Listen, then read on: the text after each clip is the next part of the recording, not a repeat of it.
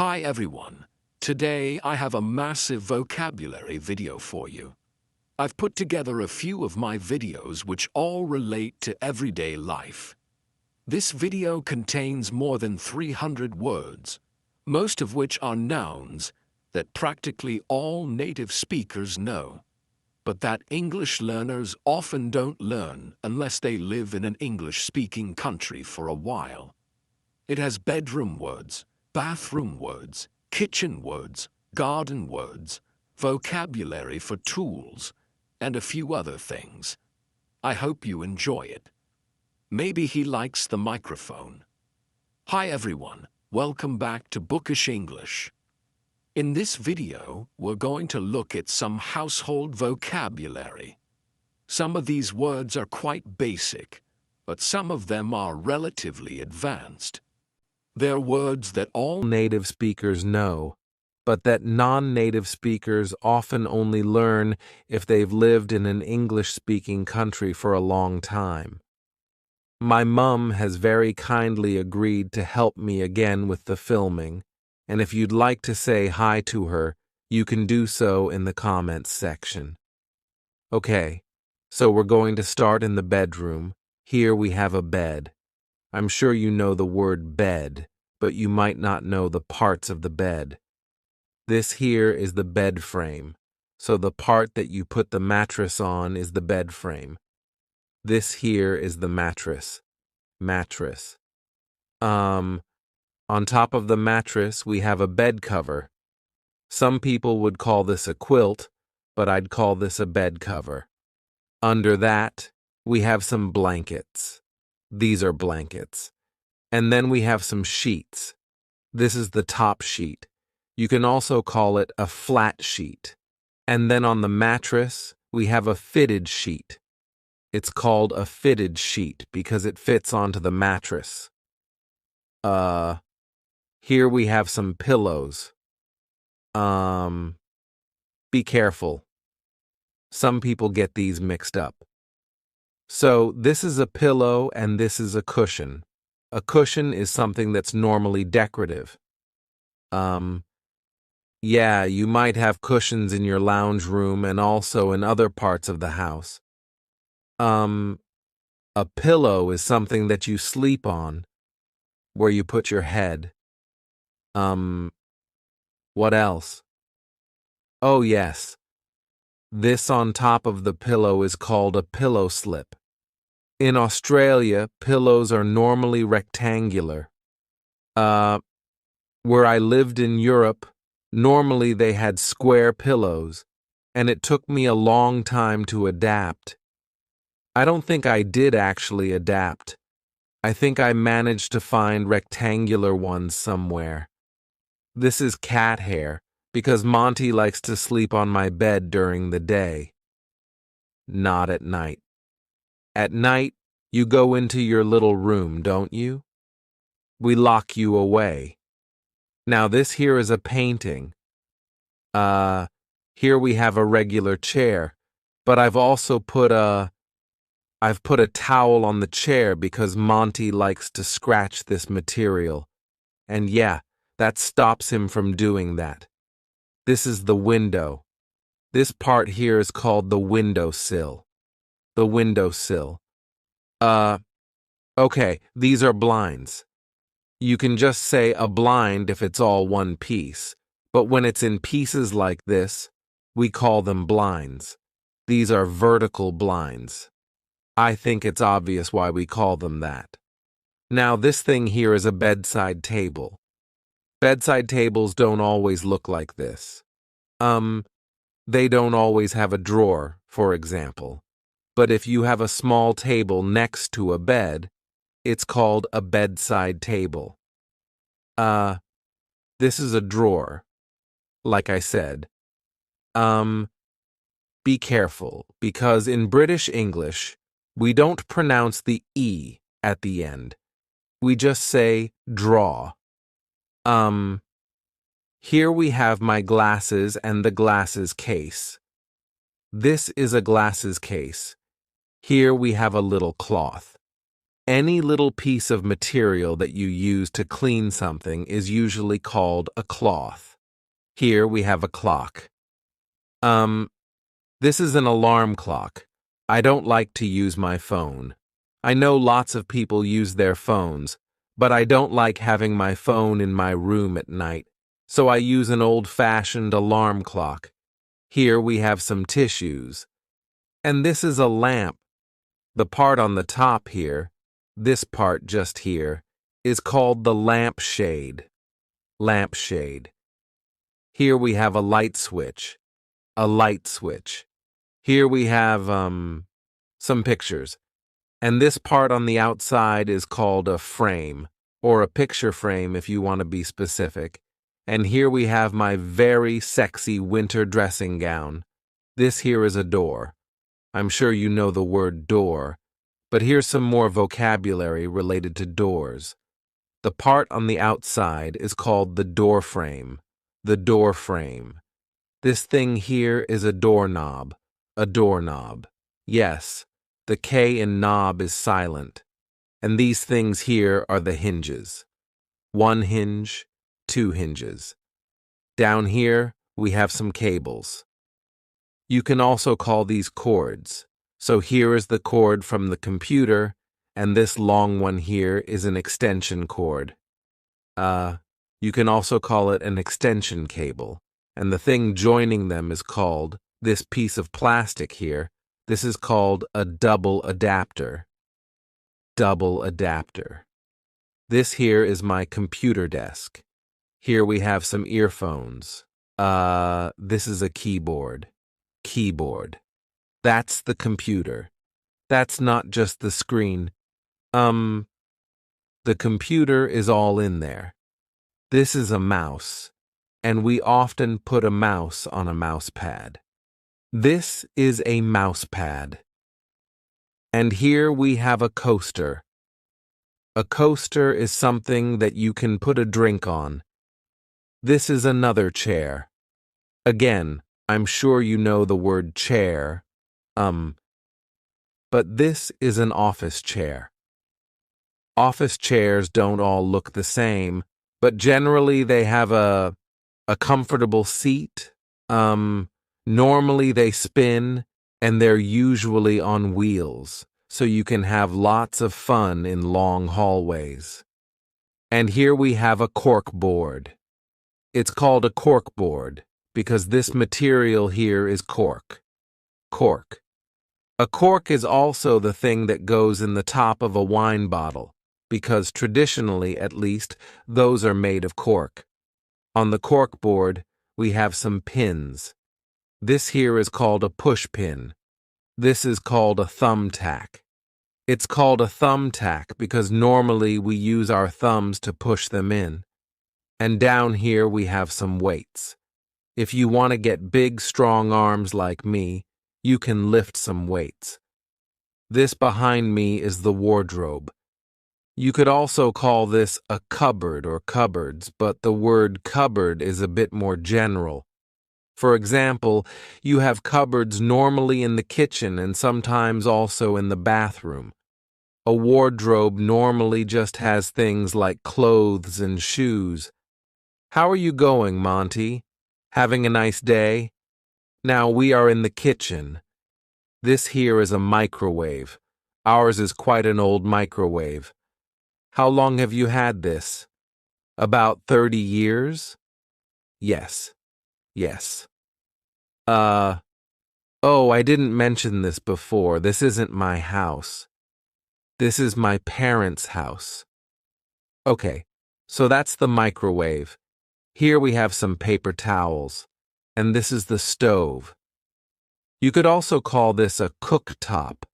This is an electric cooktop, but some people have gas cooktops or gas stoves. This at the top is the range hood. Range hood. Over here, we have some utensils.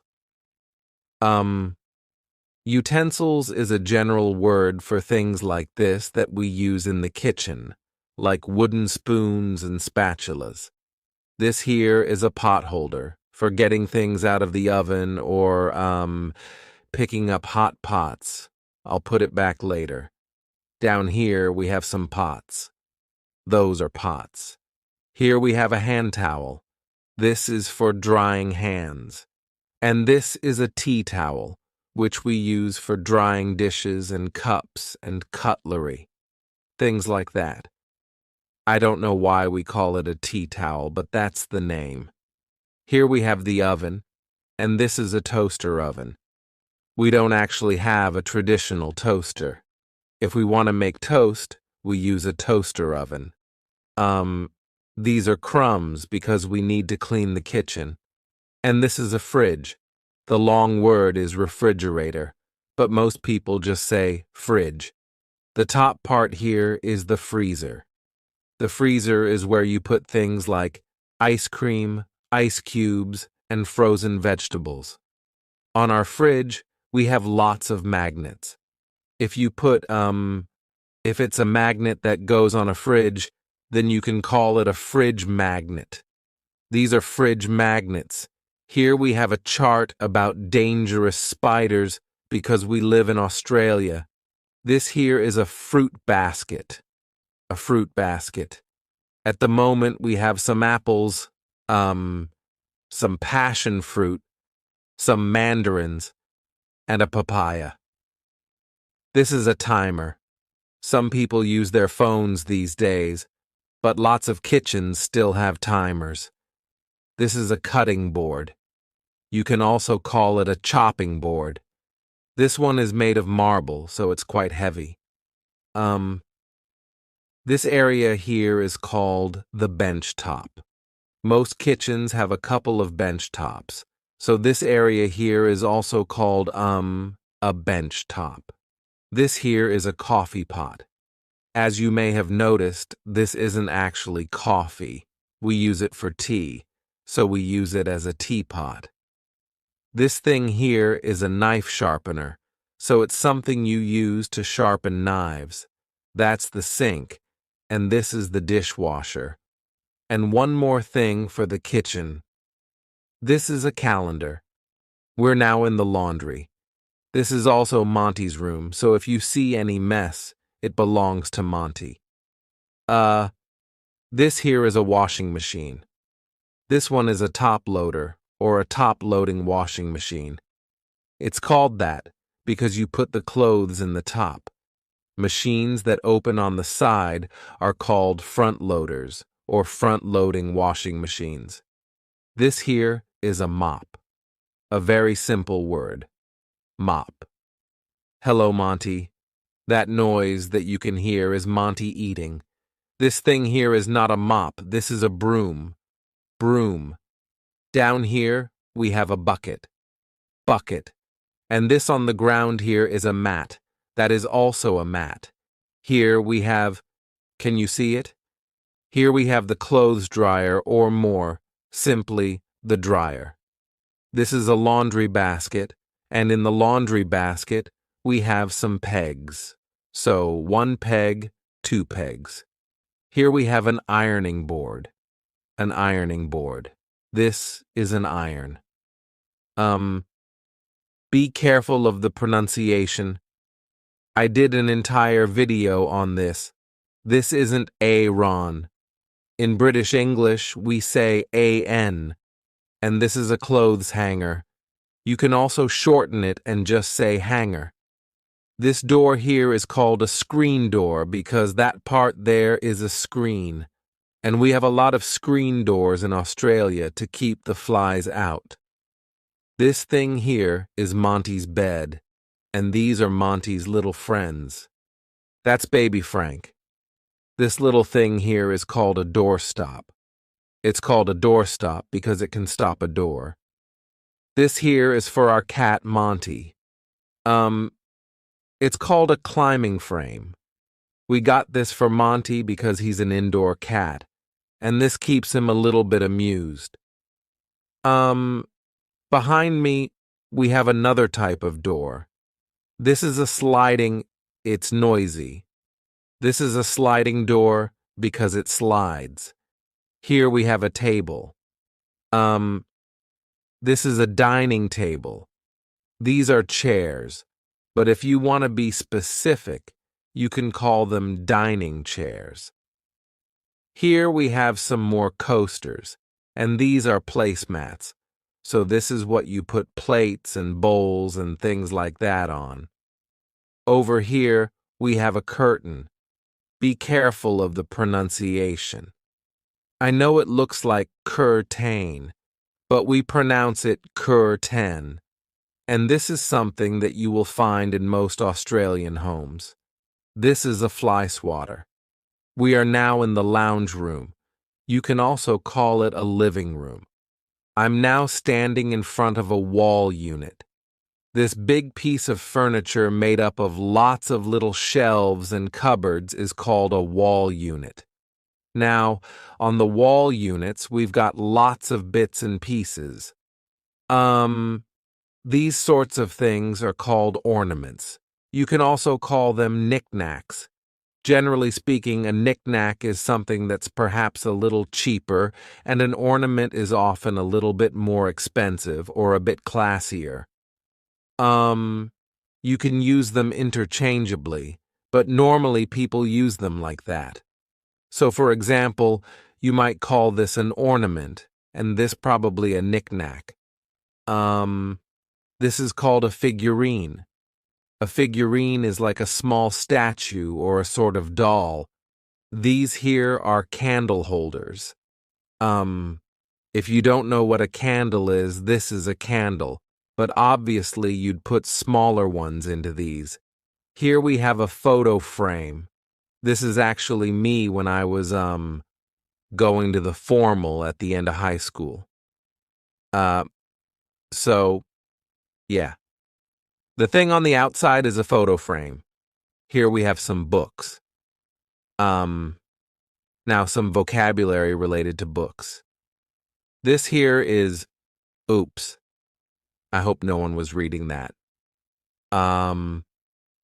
This is a bookmark. This part here is called the spine, just like the spine in our back. The spine of a book. The part on the outside altogether is called the book cover, that there is obviously the television. Normally, we don't say television, though. Usually, we just say TV. This here is a DVD player, and that is a VHS player. Yes, we still have one of those. Now we have a couple of heaters. We don't need these throughout the whole year. Here where we live, we really just use them in winter. And we don't use them at the same time. We did that once by accident and all the lights went out. This here is a fan heater. And this is an oil heater. Over here we have some more coasters, and this is a globe. This thing here is called a liquor cabinet. It's, where we keep alcohol. And this is Frank's favorite part of the house. This here is the couch. You can also call it a sofa, and you can also call it a lounge. We have a cover on our couch, so this is a couch cover.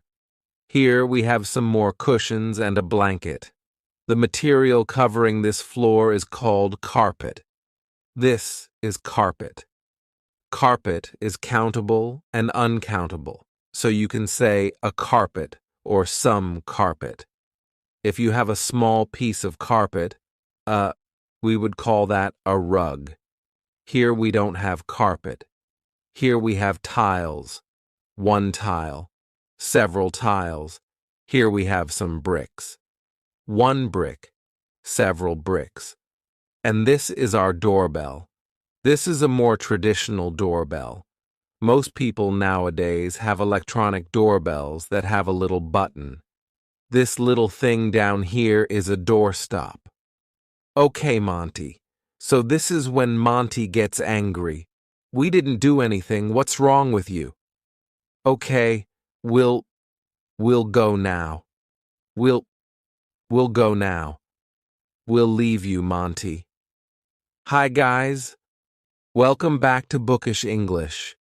In this video, we're going to look at some nature vocabulary. We're not actually out in the wild. We're at the Botanic Gardens, so it's sort of organized nature, but it's a very nice place to come for a walk. My mom is again helping me film this video. Hi, Mum. Okay, guys, let's get going. This is the sign that's out the front of the gardens. Okay, it's not nature vocabulary, but I thought there were some interesting things here. I think it's quite obvious what these mean. No dogs, no bikes, no skateboards. They also use reclaimed water. Basically, they're using treated sewage water, and you shouldn't drink it. I guess they have these so they don't get sued. Some warnings. There are some, like ponds and things, so you should be careful where you walk. I suppose that's what they mean by water hazard. The ground is a bit uneven in places, so some places it's not totally flat or smooth. There can be falling branches. In other words, bits falling from trees. And there is some wildlife in here, so there are some animals wandering around. As they say, use of this facility may be hazardous. Please be careful. So we're going to do our best not to fall in the water. This thing behind me is a pond. This area of water and the plants on the pond are called lilies. Oh, look, there's an animal. There's some sort of lizard in there. Can you see it? There's some wildlife. It's not moving. I think it's real.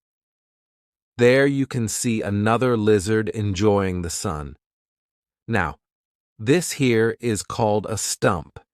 It's the bit that's left of the tree when it's been cut. This type of plant here is called a vine. A vine is a plant that grows on other things. It sort of climbs and clings to other plants and structures. What we're walking on here are called paths. That's a path. That's another path. We're not actually allowed to go down this path, but those plants that you can see in there that grow in the water, those are mangroves. Mangroves. This thing here is a sprinkler. It's what they use to water the gardens if there's not enough rain. Here we have another stump, and on the ground we've got various things. There are lots of dead leaves. These are dead leaves. There are also lots of sticks. Now, a stick is something like this. But if the stick is quite thin, like these ones, we call them twigs. So a twig is just a thin stick. Here we have another vine. Like I said, a vine is a plant that grows on something else. So here we have a vine growing on this big tree.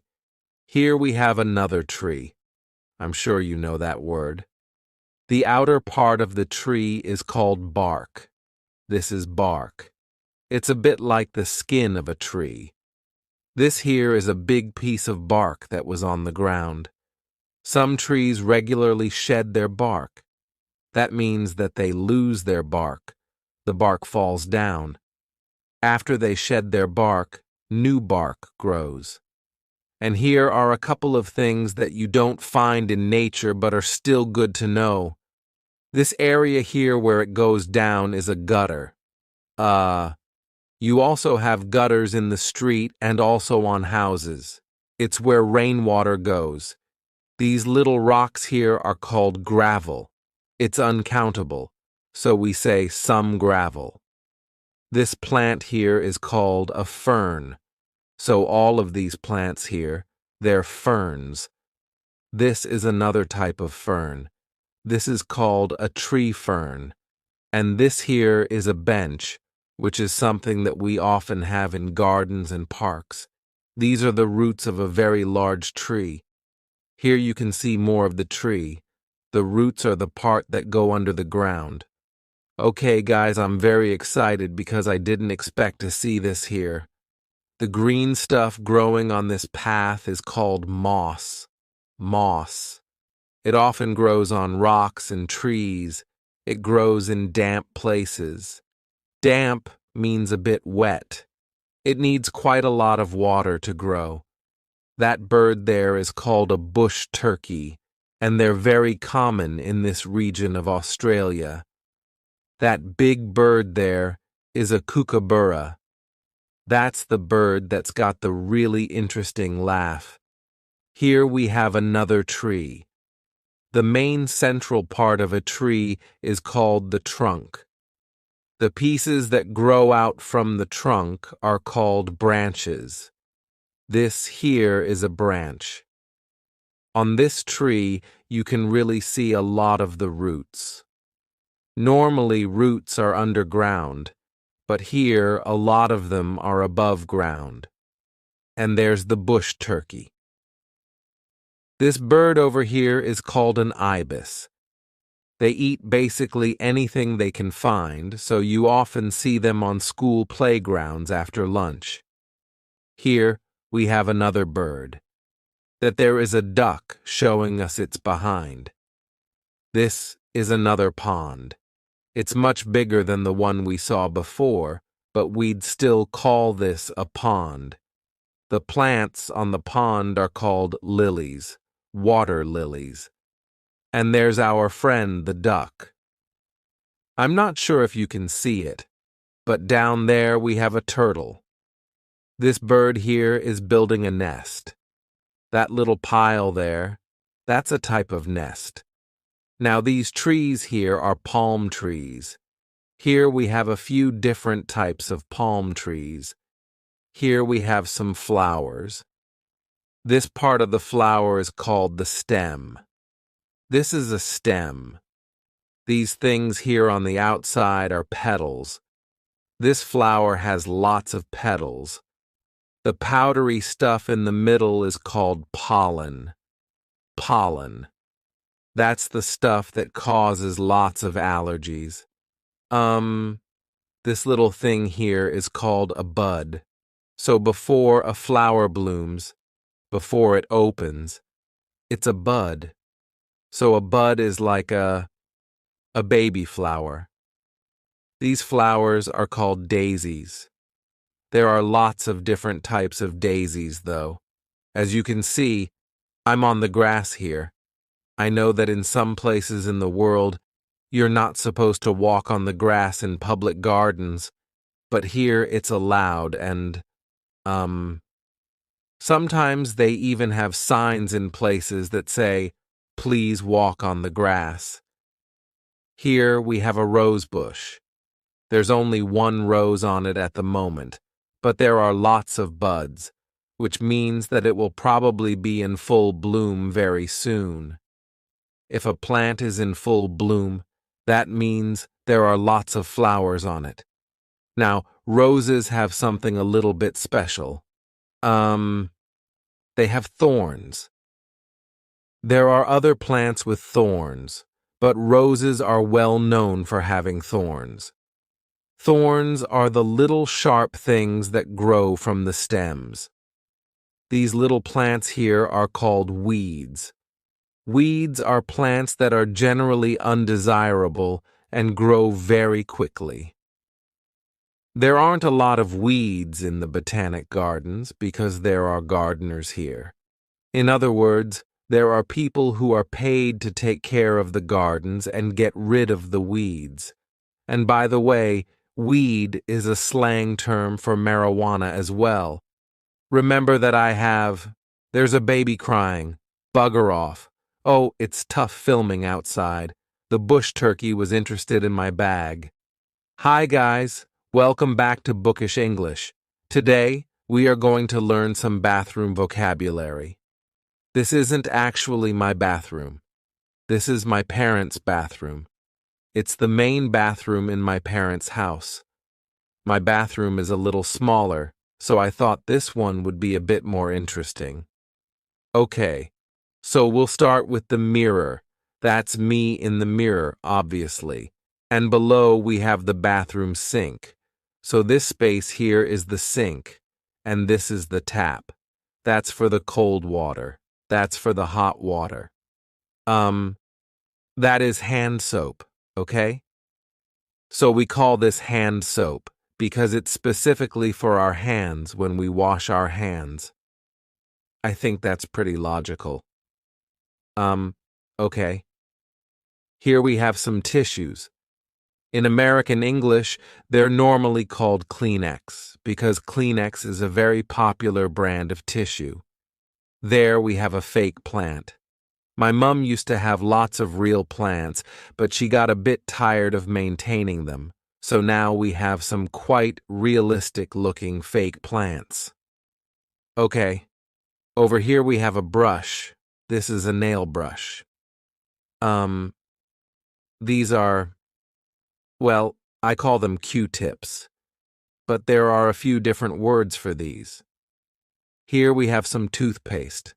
I'm sure you know what that is for. Toothpaste. Here we have a toothbrush. It's a regular toothbrush, and here we have an electric toothbrush.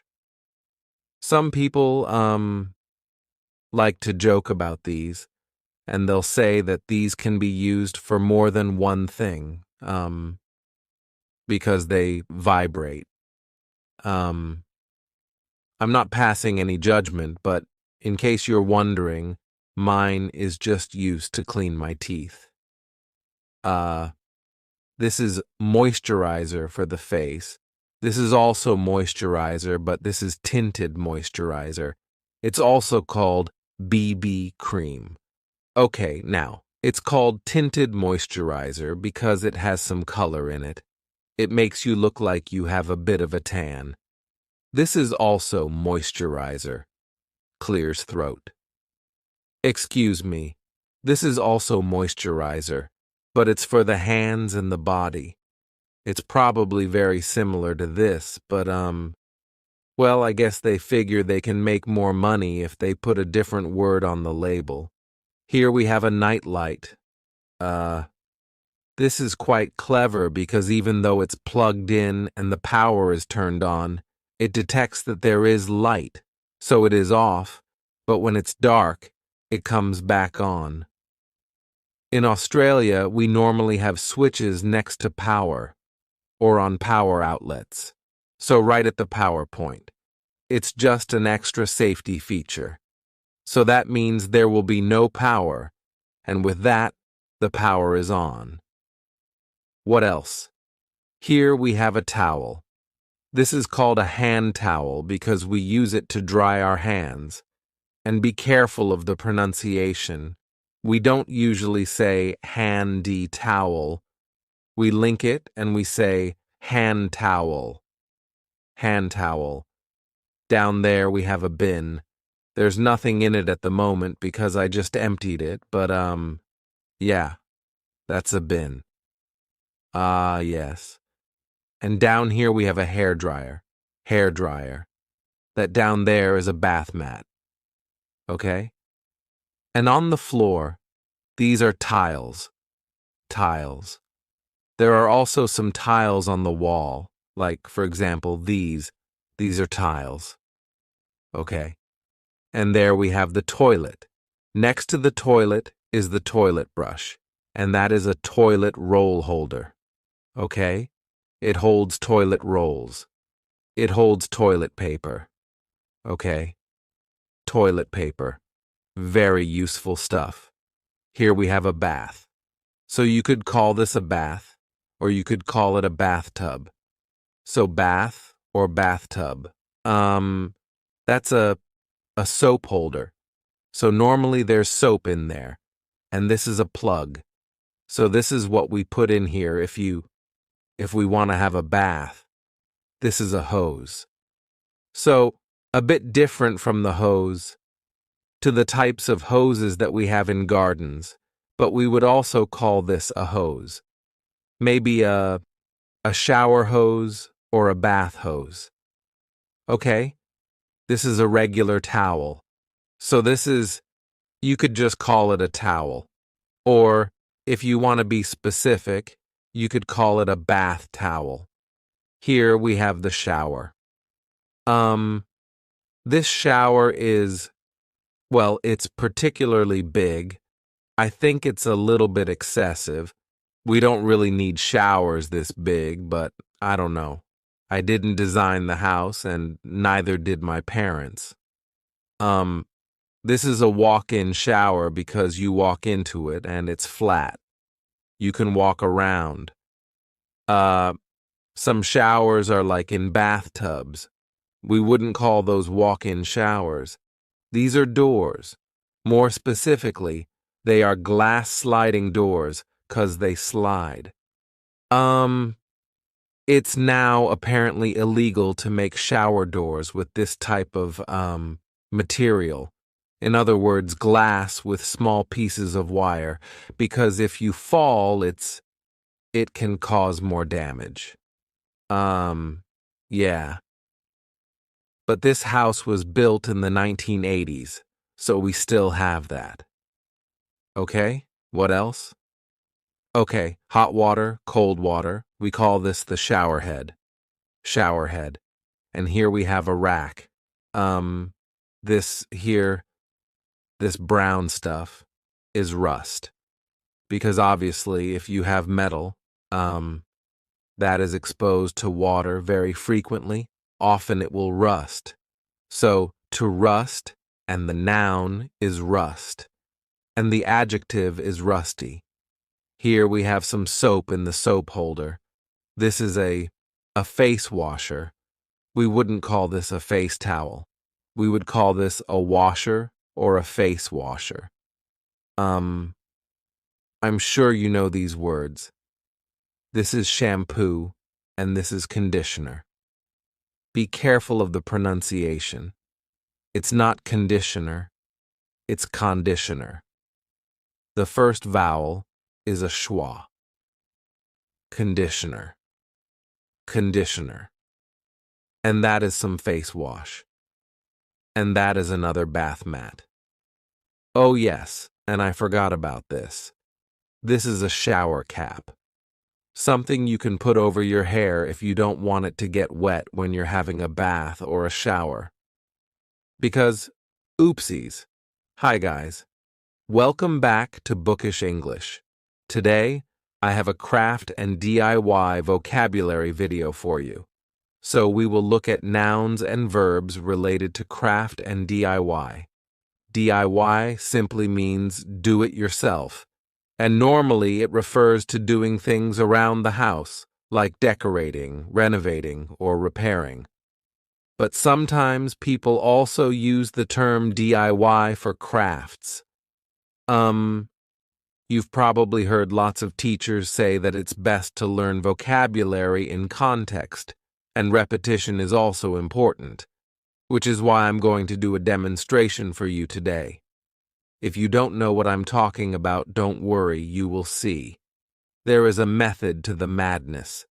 Now, because it's the Christmas season, I thought we could make a beautiful Christmas decoration.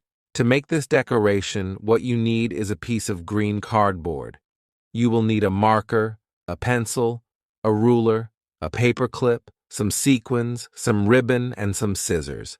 Remember, this is, it's not countable. You can't say a scissors. You have to say some scissors, or simply scissors. And finally, you will need some glue. It's best if you can find some wood glue or craft glue. Those are basically the same things. It's for gluing what? Material, like fabric, paper, or cardboard. But if you don't have that, you can use super glue. Super glue is the really powerful glue that can glue your fingertips together or your eyelids. I don't know why you would have it near your eyes, but it's good to know the risks. I'm sure it's happened. Okay, so let's get started. You need to get your cardboard and draw the shape of a Christmas tree. It will be easier if you use a ruler. Once you've drawn the shape of your Christmas tree, You need to get your scissors and cut it out. Cut out. Okay. Oh, shoot. I forgot the little thing. What's that called? Anyway, you know what I mean. This bit here. So we'll get a piece of this. Another piece of cardboard. Cut it. Now we'll get some sticky tape and we will stick it to that. Okay, there we go. That's better. Just a little bit on this side. Okay. Now we are going to take our marker and draw the tinsel. It's really strange. This tiny little thing can be called so many things. Some people call them felt tip markers. In the US, they're sometimes called magic markers, or sometimes Sharpie because, oopsies, because Sharpie is a brand. In Australia, we call them Textas, because Texta is a brand. But if you call them markers or felt tip pens, everybody will understand you. Okay, so you take your marker and you draw some tinsel. Just something like that. Okay, now we are going to add some sequins. So you need to open the packet. Oops.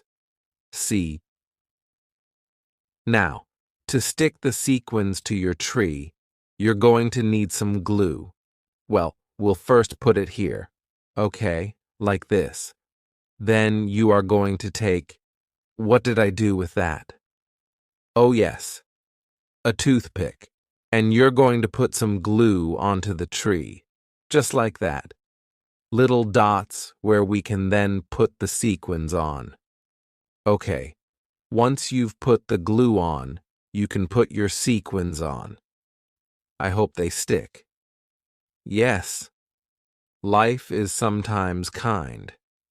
Oh, doesn't that look pretty? Right, so you'll have something that looks like that. Just gorgeous. Now, of course, we need something to attach it to the tree because this is a Christmas tree decoration. What you can do is get a paper clip and then bend it. So, to bend means to do something like that. Like to go like that. So we're going to bend the paper clip to make something, that will allow us to attach it to the tree. So we need to put a little hole in here. Oops. Be careful of your fingers. Pencil. Okay, there we go. And that is a bit... I think it would be much better, though, if we use some ribbon. Okay. So we take out the paper clip. Yes, we'll use some green ribbon. Ribbon traditionally, was made of fabric, so it would... Traditionally, ribbon, is something like this, but nowadays ribbon is often made of plastic and things like that. Okay, so we'll take some ribbon, probably enough, and then, once you have it through the hole... Oops, they're falling off. I'll fix that later. You can then tie a knot. We need to do a double knot if it's going to stay. So we have the single knot, and then we can do a double knot. There we go. That is much better. If you don't have any ribbon, you can use string. This is string. When string starts to get a bit thick, we no longer call it string. We start to call it rope. So if you have something like this, something that's quite thick, rope can be like really thick. You know, like the things that they use on boats. But we would also call this rope. String is something quite thin. I think we're done. What do you think, Frank? Do you think it's beautiful? He's so loyal. See you next time. Hi, guys. Welcome back to Bookish English. Because it's such a nice day today, I thought it would be a good opportunity to show you my backyard, and in doing so, teach you some backyard and garden-related vocabulary. Now, some people do use the words backyard and garden interchangeably. Technically, there is a slight difference. When you say garden, people normally think of a place with lots of plants. Flowers, vegetables, that sort of thing. And a yard is just an area of land that's normally enclosed by a fence or something, and that is attached to a building.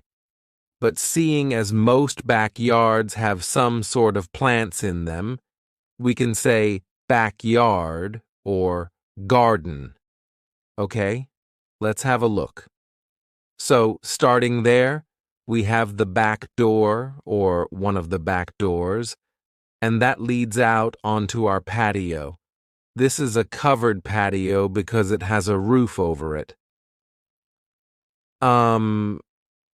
It's a bit of a mess at the moment because it's not actually summer yet, and we don't really use it until it gets quite hot. It's spring in Australia at the moment, which means it's quite warm, but unlike in Europe where people will rush outside when it's 22 degrees, that's still a little bit cold for us, so we're waiting till it gets really hot, and in a couple of months, I'll show you what it looks like when we set it up nicely and sit outside here for cocktails. Along here, you see a fence with vines on it, and just there, you see some wind chimes. I made this in school when I was younger. I thought it was very artistic. But yeah, we think lots of interesting things when we're teenagers. Now here we have more plants. Unfortunately, I don't know their names, but I do know that that is a palm tree. We actually have 3 palm trees in our garden. Now, in the corner there, we used to have a fish pond, but it was becoming a bit too much work, and there was only 1 fish left. We had 3 to begin with, but after a while, we just had, 1 rather large fish. That there with the water, it isn't exactly a fountain. We would just call this, a water feature. And next to it is a lamp. There we have a statue. This door here is our laundry door. So it's our other back door. And next to that, you can see our hot water heater. That there is our shed, which is where we keep tools, our lawnmower, and other things for the house and garden. This piece of concrete is, of course, a path, and the path leads to the clothesline. The clothesline is where we normally hang our wet clothes and sheets to dry, but, today you can see Frank and George there. They were a bit dirty, so we put them through the washing machine and hung them out here to dry in the sun. This particular type of clothesline is very specific to Australia and New Zealand. It was invented in Australia about 100 years ago, and it's called a Hills hoist. It's really quite clever because you can take this lever here and increase, or decrease the height. Bye-bye, guys. There is one more thing I want to show you. This is the garden hose, so you use this to water plants or to clean things. Hello. Welcome to Bookish English. In today's video, I'm going to teach you the names of common kitchen utensils. I'm also going to explain some of their, perhaps, not so common uses. Let's start with my favorite utensil, the bottle opener. You use this to open bottles. That is, of course, if you don't want to use your teeth or your eye socket. Very classy. And now, my second favorite utensil, the can opener. Some can openers look like this, but I prefer these ones. A can opener is used to open these things. Cans. That is, of course, if they don't have this handy ring on top. I'm sure it's happened to all of us. You go to the supermarket, you see a tin, you think, oh, that looks good. Well, it's probably just because you're cheap and too lazy to cook. But anyway, you take it home, you want to open it and you see this. Another necessity of life is this: a corkscrew. Corkscrews are rather useful if you live in one of the many European countries that still insist on using these corks, hence corkscrew. Because after all, these bottles are just so much more difficult to open, and the wine doesn't taste nearly as good because there's no cork in it. Hello? Yes, I live next door. I was just wondering if you had a corkscrew. Get it? Screw? This is why I'm still single. This is a rolling pin. I don't know how many people actually still have these. I think the last time I used mine was to either crush ice or to kill a cockroach. This, boys and girls, is a ladle. Ladles are used to serve soup or stews. If you haven't heard the word stew, it's just a thicker soup. You can also use ladles as a spoon if your sink looks like this, and your drawer looks like this. Oh, what would my mother say? But it is a little more refined to use cutlery. This is a knife, this is a spoon, and this is a fork. Remember that cutlery is uncountable, so you cannot say a cutlery. Either cutlery or the cutlery, depending on whether or not you want to be specific. As I just said, this utensil is called a knife, but a knife can also look like this. And if you are not a caveman, you will preferably use one of these when using your knife. This is called a chopping board or a cutting board. Spoons can also look like this. These are wooden spoons. Also another option if your sink looks like this. This is a spatula. I'm sure most of you have one of these. Most of us occasionally eat eggs or pancakes. I normally just use it to kill flies. I'm Australian. This is a peeler. You use this to remove the skin off fruit and vegetables. I can't actually think of any other use for this. If you can, though, please write it in the comments. This one here is called a funnel. This can be very, very useful. This one is called a sieve.